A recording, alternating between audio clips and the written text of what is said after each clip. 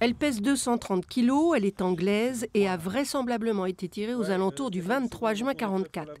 La bombe trouvée le 5 février dernier dans la zone industrielle de Villers-Bocage a été désamorcée sans problème et en 2 heures de temps par les services de déminage. Auparavant, tout avait été prévu pour sécuriser les 400 mètres de rayon autour de l'engin explosif. Parallèlement, il y a un élément d'évacuation. On s'assure que les habitants ont quitté leur maison d'habitation et on leur conseille éventuellement de rejoindre la salle Renoir mise à la disposition par la commune. Placée non loin de l'autoroute A84, la bombe anglaise de Villers-Bocage a occasionné quelques mesures de grande envergure.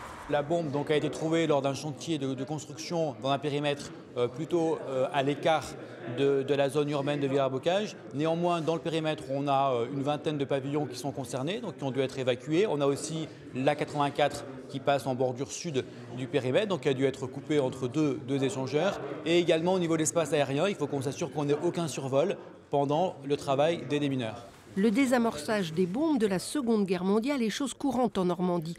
À Villers-Bocage, rasé à 80% lors du débarquement, on connaît le poids de l'histoire. On sait très bien qu'on a une ZAC de 18 hectares dont les travaux vont commencer à peu près dans 2 ans, jusqu'à l'horizon 2035.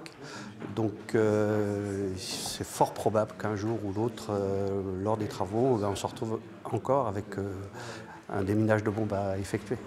Commencée à 9 h du matin, l'opération de désamorçage de la bombe anglaise de Villers-Bocage n'aura duré que 2 heures.